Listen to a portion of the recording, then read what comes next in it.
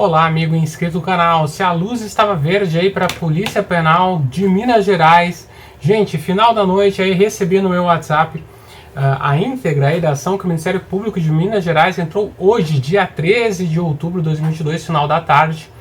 E prontamente, quando cheguei aqui do ônibus, desembarquei já, apenas comi alguma coisa e vim aqui gravar o vídeo que vai ao ar para vocês aí até as 11 da noite, provavelmente, né? Estou subindo, editando e passando para vocês essas informações.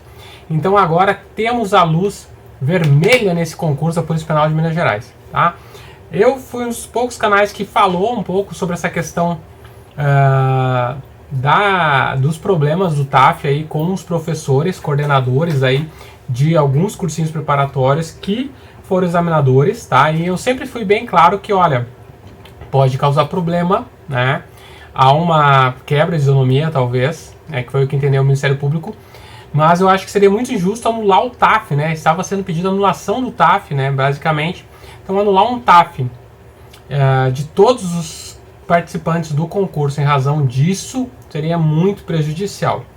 Então, aqui, independente, claro, se você é favorável ou não, o Ministério Público acabou entendendo, tá? De que na ação, que é a ação de obrigação de fazer, então teve uma notícia de fato, exatamente, né? O trabalho do Ministério Público, a gente recebe uma notícia de fato, que é uma denúncia de alguma situação irregular, e a partir dessa notícia de fato se trabalha para se ela vai virar um inquérito civil ou se já vai entrar, como aconteceu aqui, com uma ação de obrigação de fazer, né, no procedimento comum civil da 4ª Vara da Fazenda Pública e Autarquias da comarca de Belo Horizonte, tá? Então, olha só, ação declaratória da obrigação de fazer com pedido de concessão de tutela de urgência.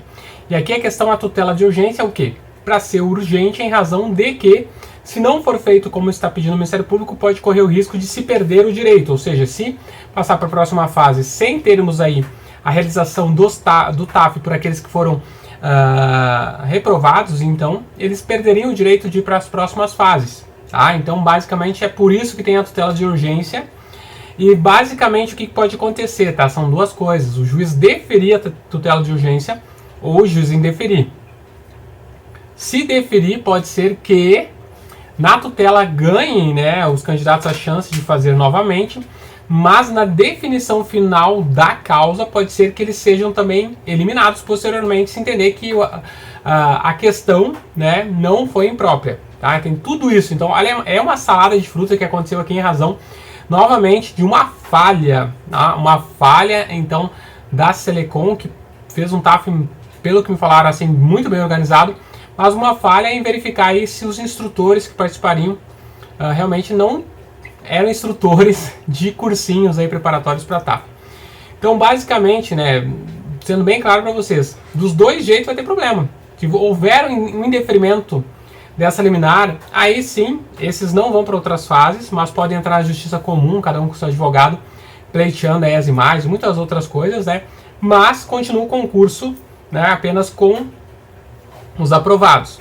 Mas, na minha opinião, dificilmente, a chance aqui é 90% que seja deferida, na minha opinião, a tutela de urgência.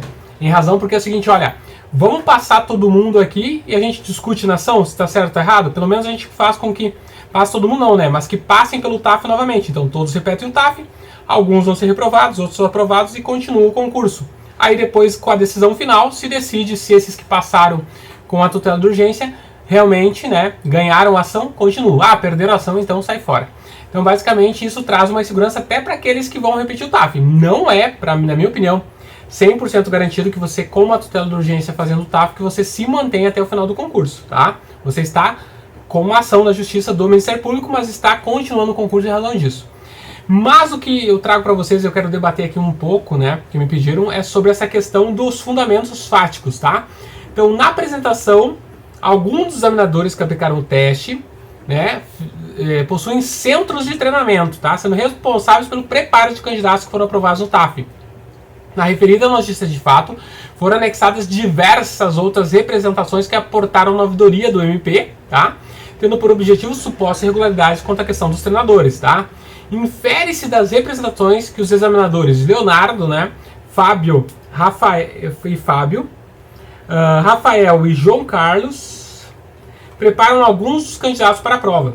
Solicitadas informações para a Selecom, esclareceu que Fábio e Leonardo são proprietários de uma assessoria de TAF na cidade de Barbacena, mas que não teriam atuado recentemente como treinadores, apenas na área de administração e divulgação. Então eles não treinaram, segundo a Selecom, as informações extraoficiais.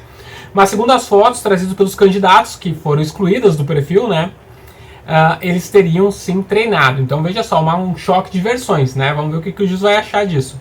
Com relação a Rafael, foi informado que possui academia e realiza treinos gerais, inclusive para TAFs, que entretanto, ao ser convocado para a coordenação da prova, ele não atuou mais como treinador de candidatos. Essa informação é a versão dos treinadores, tá?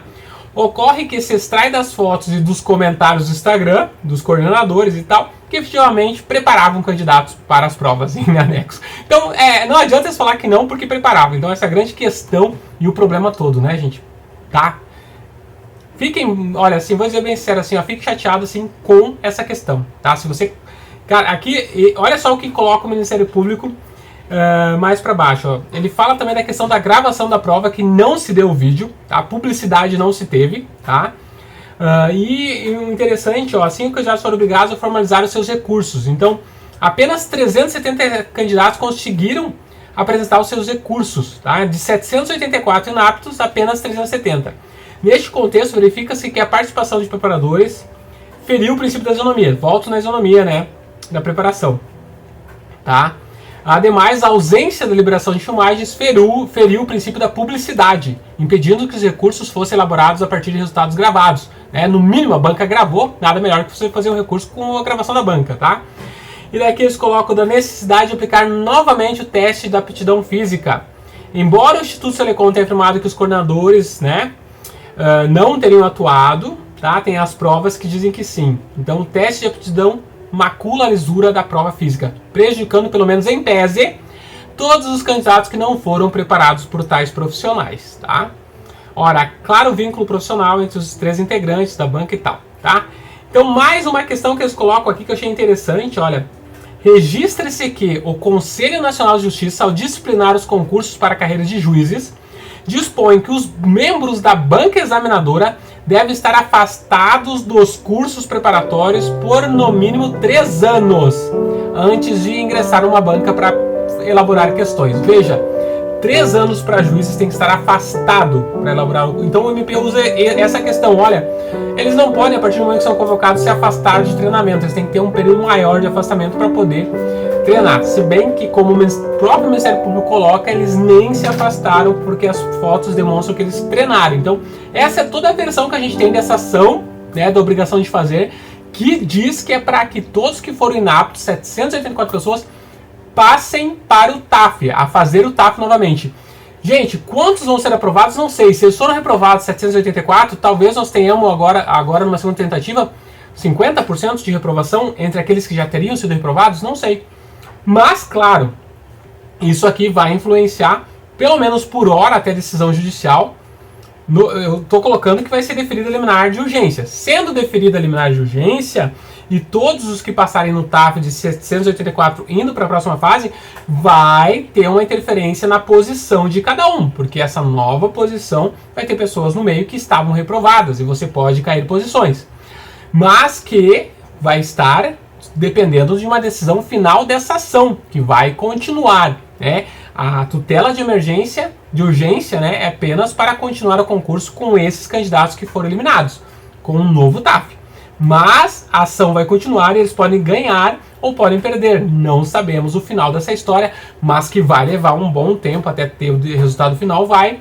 Não acredito que vai atrasar um pouco, porque vai ter que ser feito o TAF, mas depois que for feito o TAF, se for decidida essa tutela de urgência, depois que for feito o TAF, eu acho que o concurso segue normalmente, mas com aquela possibilidade de sempre de quem está ali aguardar a decisão para ver se continua, né, no concurso ou não. Aí teremos um novo TAF e vamos ver como que será a aprovação e reprovação nesse novo TAF apenas com inaptos, né? Então todos aqueles que foram considerados inaptos teriam uma nova oportunidade para fazer o TAF novamente. E aí eu acredito que vai ser resguardada a publicidade e todos vão poder acessar os vídeos, então, para fazer o seu recurso. Bom, gente, é uma notícia, a gente traz aqui em cima da hora para vocês, então, olha, não, foi dia 10 de outubro de 2022 que essa ação foi assinada, né, o documento, mas né? A data da assinatura consta aqui dia 13/10. Então foi feita dia 10, mas foi protocolada essa ação de obrigação de fazer no dia 13/10,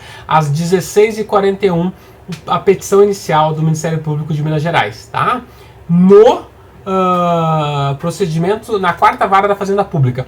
Número do processo 5222377, traço 15.2022.8.13.0024. Repetindo, 5222377, traço 15.2022.8.13.0024. Vamos continuar acompanhando, tá? E, gente, cabeça no lugar, concentração, foco, né?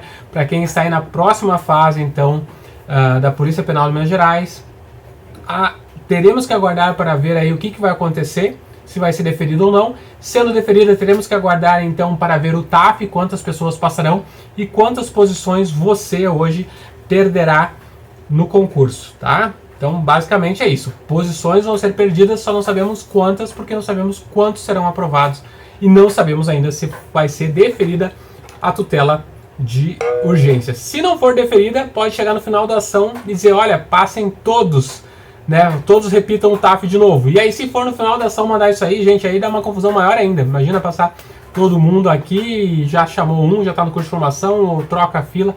Não sei o que pode acontecer, não sei o que é melhor de tudo isso, mas que realmente virou uma questão aí um pouco nebulosa para todo mundo, né? Era melhor que tivesse sido feito tudo tranquilamente, assim, sem problema nenhum. Mas vamos lá, continuar acompanhando e boa sorte a todos.